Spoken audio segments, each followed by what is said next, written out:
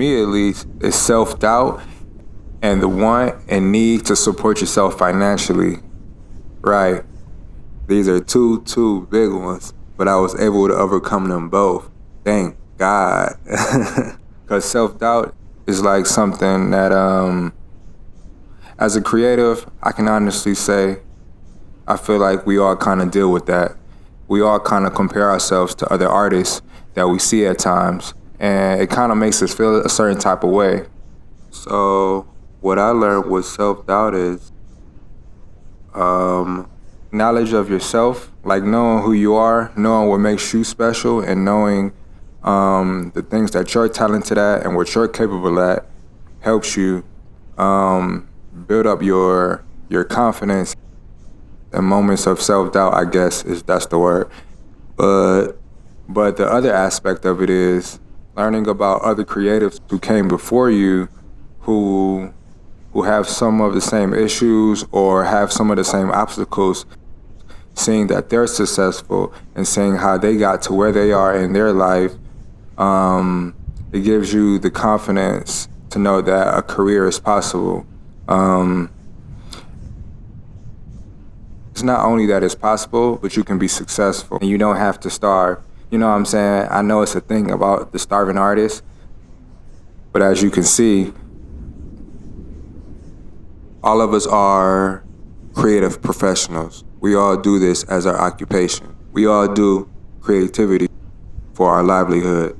So it is possible. But what I will say is that the thing that unlocked everything for me is adding design into the art. So to me, design and art are cousins. But I like to say design is the rich cousin of art, because designers make all the money, right? So through design, you'll be able to support yourself. That's something that I learned. It took me a while because I thought I could purely do art.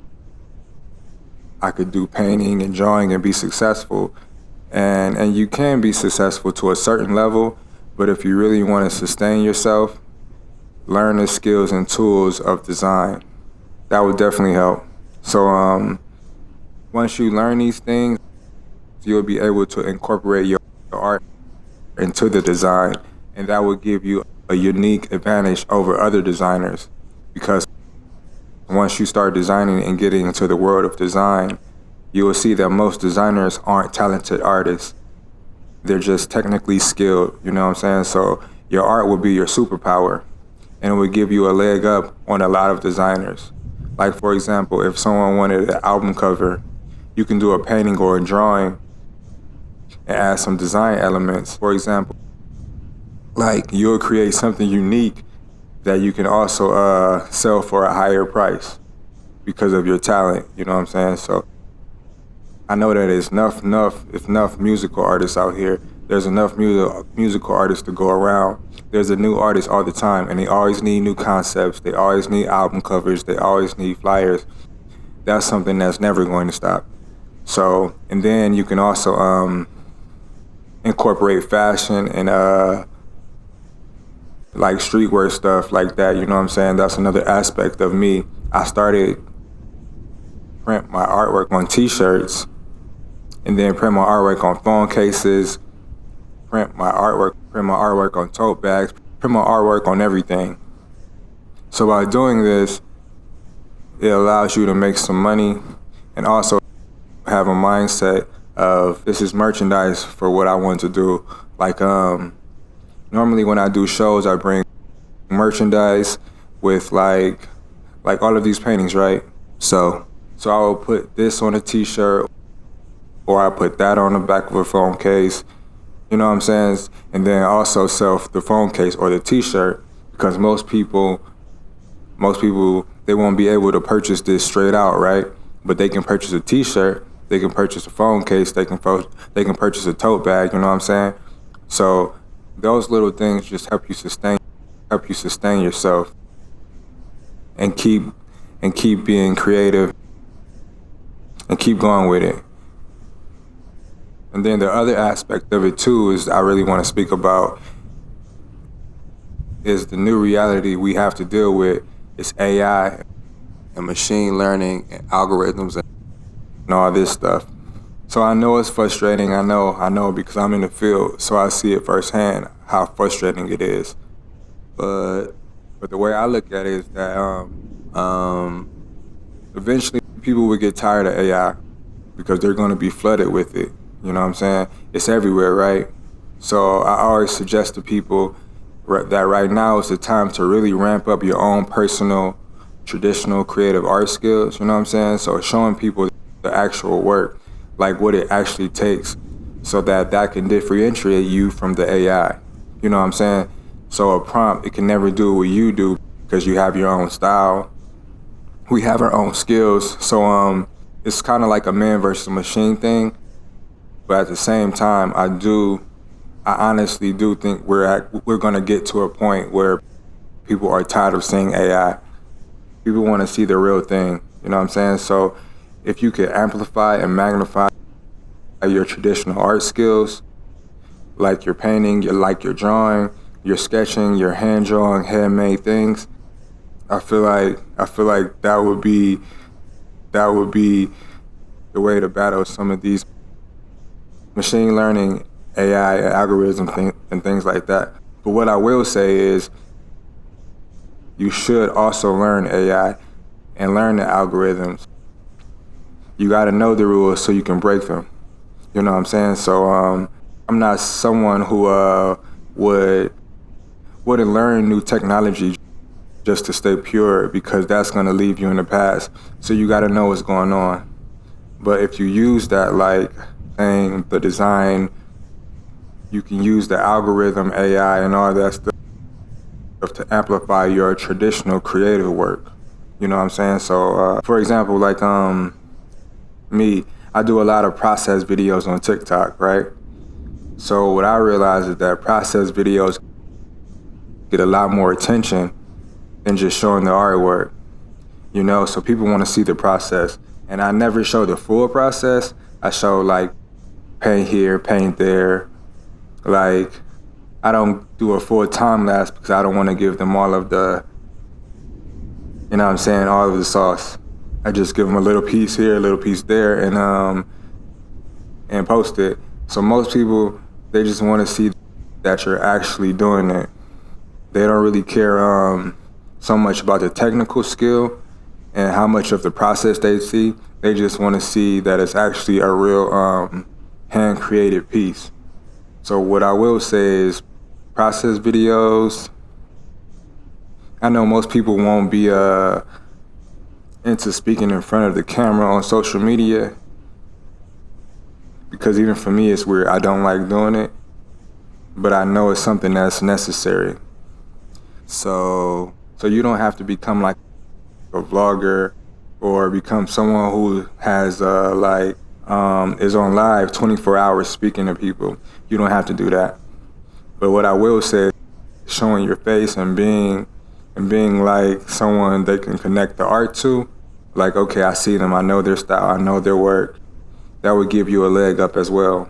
But some people would just follow you because they just like you. I'm saying, so that's another aspect about being successful. You know, just for me at least. These are the things that I've learned and used over time. And so I went to art high school. I was painting since I was in elementary school. I went to art high school, art college, secondary school.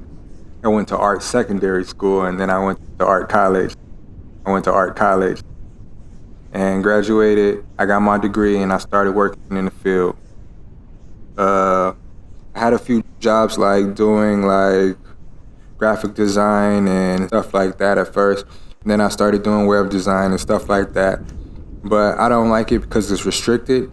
So by me being able to paint and draw and do these things, it's kind of a natural thing to me. It's easy to me, you know?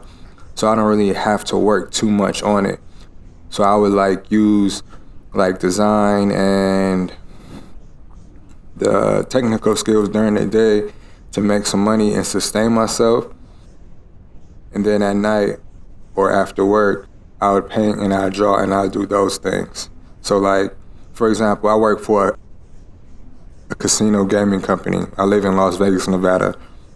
So I work for a gaming company, and so my day goes like from 8 to 5. I'm at work designing and stuff and doing that. But I'm still being creative.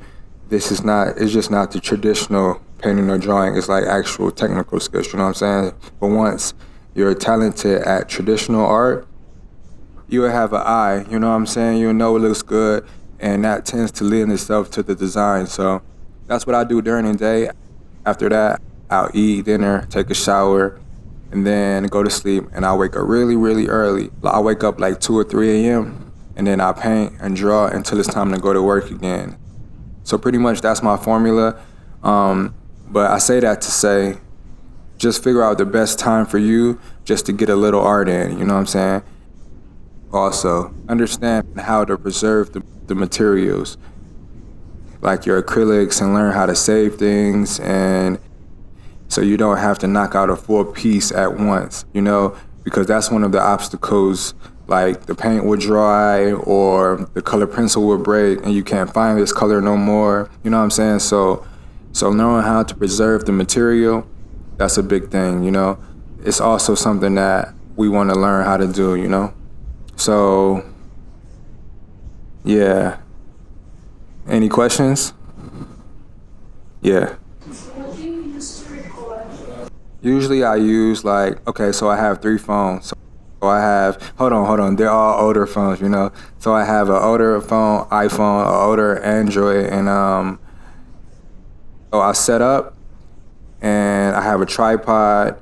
So a tripod records me doing probably like a minute of like painting content, and then I take the other phone and I'll hold it over the piece and I'll do like that, and then I'll just spice it up, the clips together, because for social media you only need like 30 seconds, you know what I'm saying? So it's a good thing to record and just get a formula of what works best for you, but you don't really need a high-end equipment. Phones work totally fine because everybody is viewing it on the phone anyway. So cell phone work perfect. Any other questions?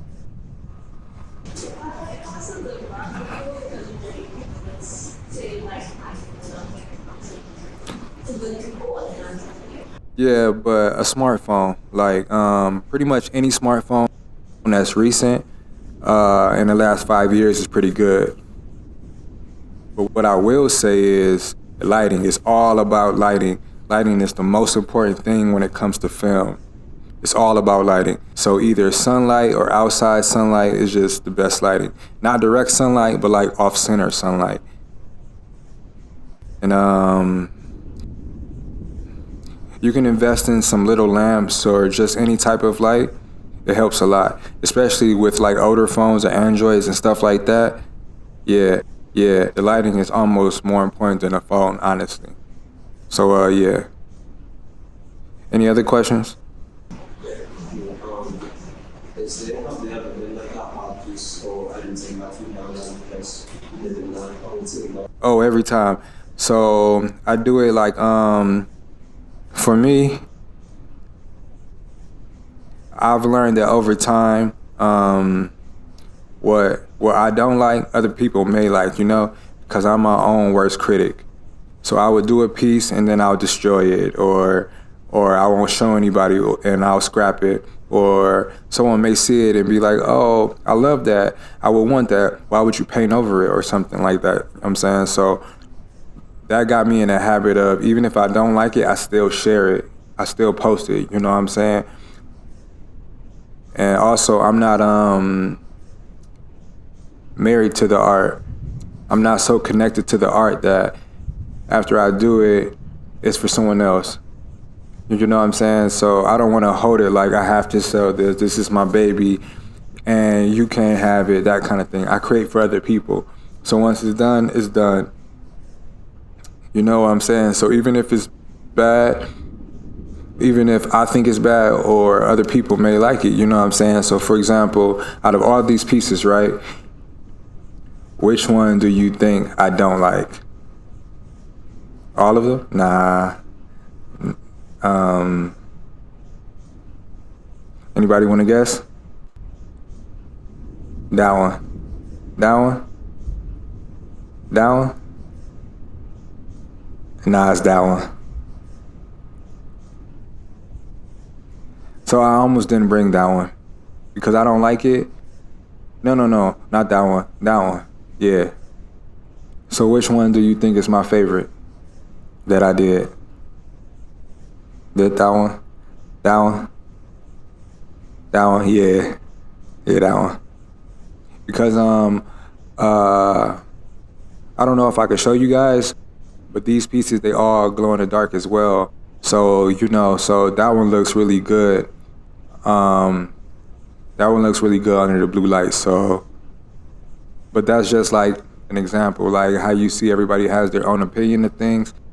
My opinion, no one chose that one, so it's just that kind of thing, like, because I've done shows where the pieces that I didn't feel that confident about, everybody loved it, and I couldn't understand why. I don't know why.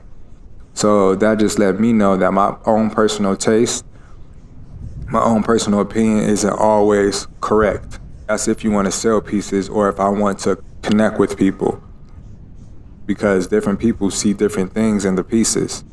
You know what I'm saying? So over time, that's just something that I've learned. And that's like why I always ask people what's their favorite piece and why they like it.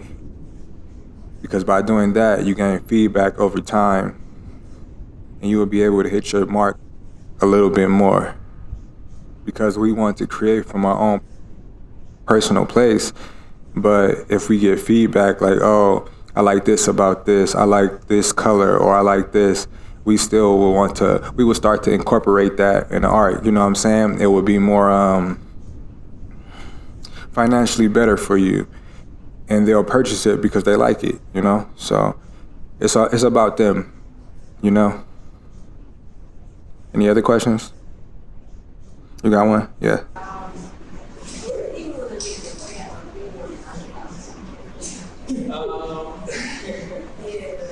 So the motivation, it comes from like the need to express myself and the need to,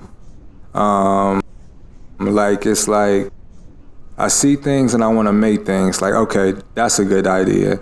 Like for this show in Carnival, I need to do some creative carnival art, So I started to do all these pieces, you know what I'm saying? So these are my first carnival themed art. I haven't done carnival art before. So things like that, you know what I'm saying? Just staying inspired. And just something else that I do is I have conversations with other people.